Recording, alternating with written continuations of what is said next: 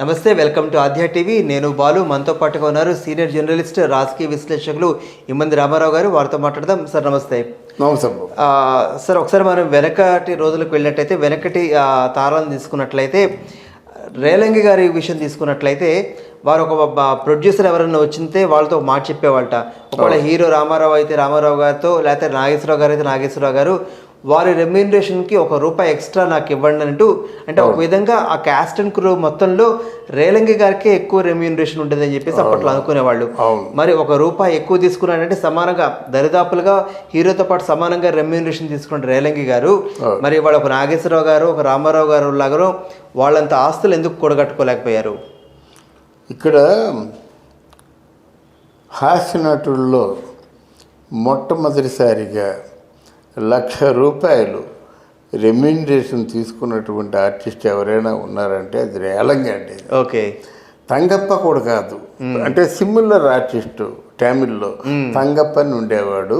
రేలంగిలాగా ఉంటాడు, కానీ ఆయనకి అంత ఇచ్చేవారు కాదు, రేలంగికే ఇచ్చేవారు.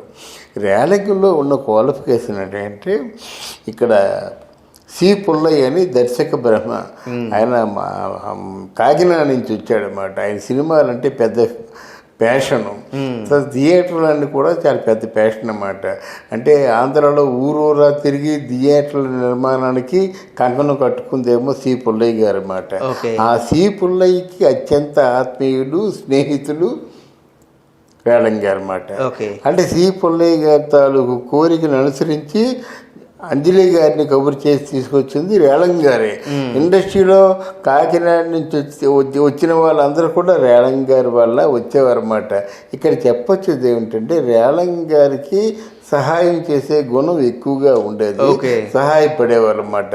ఆయన కమెడియన్ అయినప్పుడు కూడా పద్మనాభం లాంటి ఆర్టిస్ట్ని తన సైకిల్ మీద కూర్చోబెట్టుకొని కంపెనీలు తిరిగేవాడు అన్నమాట. అది ఆయన మంచితనం ఒకటి. తర్వాత రేలంగి తక్కువ సంపాదించలేదండి. ఆ రోజుల్లో రేలంగి నీలకంఠ మెహతా స్ట్రీట్లో ఆయన ఇంటికి వచ్చే అంటే బంధువులు కానీ, పోయే బంధువులు కానీ, ప్రొడ్యూసర్లు వచ్చేవాళ్ళు, పోయేవాళ్ళు. తర్వాత ఆయన అక్కడ రేలంగి కళామందిరం తాడేపల్లిగూడెంలో ఆయన కొనుక్కోవడం జరిగింది. ఆయన ప్రాపర్టీస్ ఎలా పోయి అంటే, ఆయన మధ్యలో ఒక అమాయకత్వానికి బలైపోయాడు అన్నమాట. ఆయన గిరిజతో యాక్ట్ చేస్తుండగా, ఆ గిరిజకి ఈయనకి ఏంటంటే డ్యూయెట్లు ఇవన్నీ ఉండేవన్నమాట. ఆల్మోస్ట్ ఆల్ హీరోయిన్లు ఒక పాట ఉండేది అన్నమాట. అక్కడ కొంచెం ఆయన అమాయకత్వం ఏమనాలో తెలియదు, కానీ ఆయన మరి ఈయన నీలకంఠ మెహతా స్ట్రీట్లోనే ఉండిపోయాడు. ఇది అర్థం చేసుకోమని ప్రేక్షకులకే వదిలేద్దాం. సరే, ఆవిడ పోయిస్ గార్డెన్లో ఉంది, అర్థమైందా? ఈ నీలకంఠ మెహతా స్ట్రీట్లో ఉన్నాడు, ఆవిడ పోయిస్ గార్డెన్లో ఉంది. పోయిస్ గార్డెన్ అంటే ఏమిటి? ఒక జయలలిత అట్లాంటి స్థాయి మాట. పోయిస్ గార్డెన్ అంటే జయలలిత అక్కడే వేద నిలయం అని పేరుతో ఉండేది. తర్వాత అప్పటికి ఇంకా రజనీకాంత్ రాలేదు.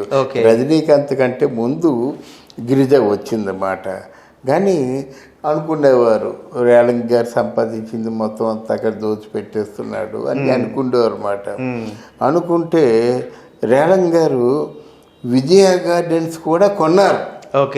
అది ఎవరికి తెలియదు, కొని అమ్మేశారన్నమాట.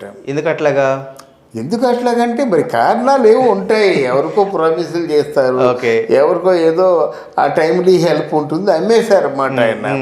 అలాగా ఆ చివరికి ఏమైపోయిందంటే, అక్కడ ఎప్పుడైతే గిరిజ పోయిస్ గార్డెన్లో ఆ ఇల్లు అమ్మేసే పరిస్థితి వచ్చిందో, అప్పుడు రేలంగి గారు కూడా వెళ్ళడం జరిగింది.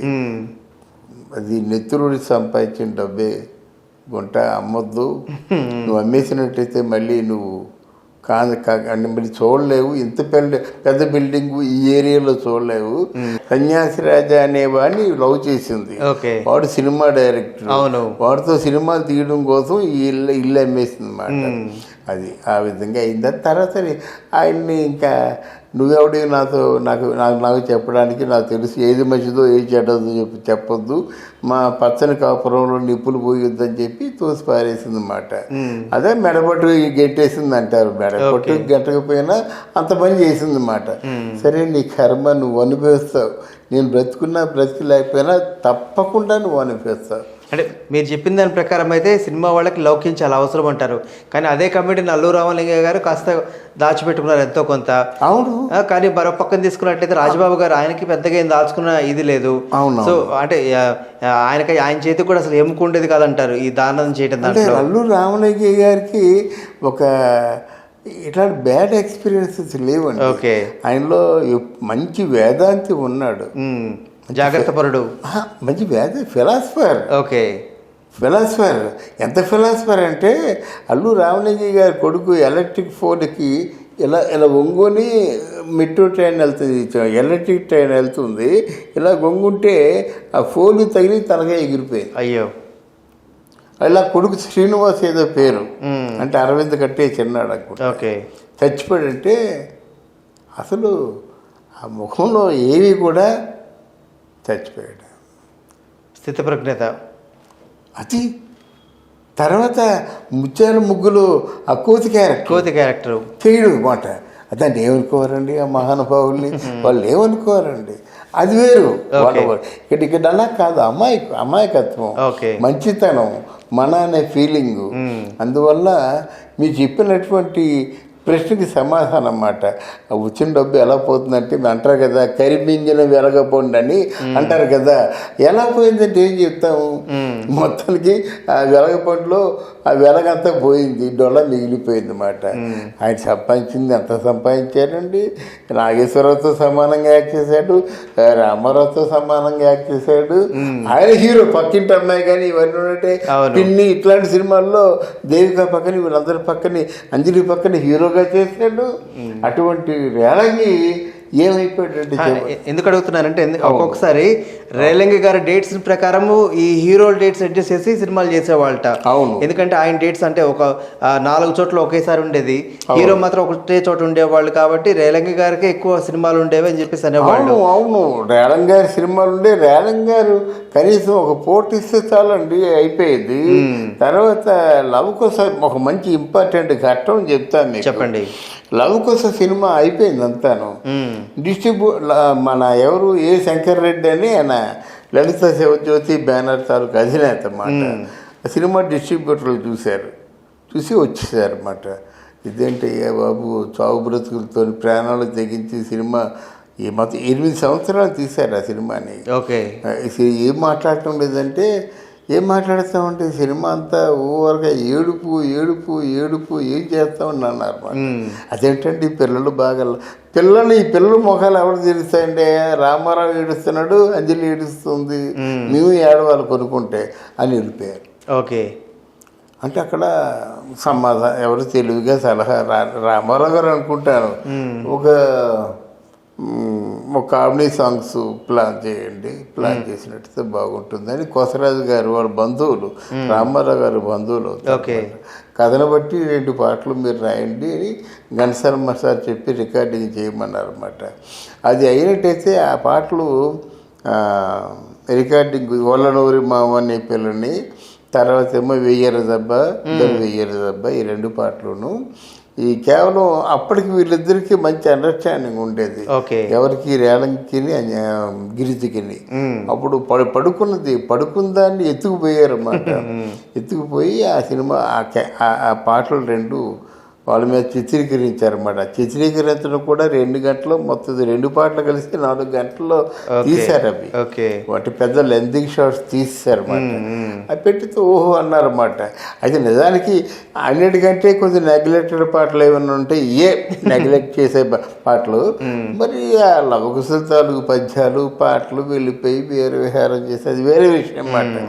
ఇదంతా ఎందుకు చెప్తున్నానంటే, ఇట్లాంటి అంటే సందర్భాల్లో ఆయన తాలూకు ప్రతిభను కానీ మంచితనాన్ని కానీ చూపించుకున్నటువంటి రేలంగి గారు ఏ రోజు కూడా డబ్బును ఆశించేవారు కాదండి. డబ్బుకి విలువ ఇచ్చేవారు కాదు. తనతో పాటు 10 మంది తింటే బాగుంటుంది అనుకునేవారు. తనతో పాటు 10 కుటుంబాలు ఉంటే బాగుంటుంది అనుకొని మొత్తం విశాఖపట్నం కాకినాడలో ఉన్నటువంటి కుటుంబాలన్నింటినీ కూడా తీసుకొచ్చారన్నమాట. ఓకే. అది తర్వాత రేలంగి గారి తాలూకు పిల్లలు అందిపుచ్చుకోలేదు. ఓకే, నిలబెట్టుకోలేకపోయారు. అందిపుచ్చుకోలేదు. ఓకే. ఆ ప్రాపర్టీ ఉన్న ప్రాపర్టీని కరగేసుకొని తిన్నారు. అయినా ఇప్పుడు చాలామంది మొన్న ఎవరు అంటే అదే అన్నమాట, రేలంగి గారికి పిల్లలకి ఆర్థిక ఇబ్బందులు లేవు, ఇప్పుడు ప్రాపర్టీస్ వరకు ఉన్నాయి. చాలామంది ఒక బ్యాడ్ ఇంప్రెషన్లో ఉన్నారు అన్నమాట. రేలంగి గారి పిల్లలకి, ఎస్వి రంగారావు గారి పిల్లలకి ప్రాపర్టీస్ లేవనేటువంటి ఒక బ్యాడ్ ఇంప్రెషన్లో ఉన్నారు. కానీ లేదు, వాళ్ళు చాలా వెళ్ళ okay, they can happily live. Right. Thank you అండి. థ్యాంక్ యూ అమ్మా, థ్యాంక్ యూ వెరీ మచ్.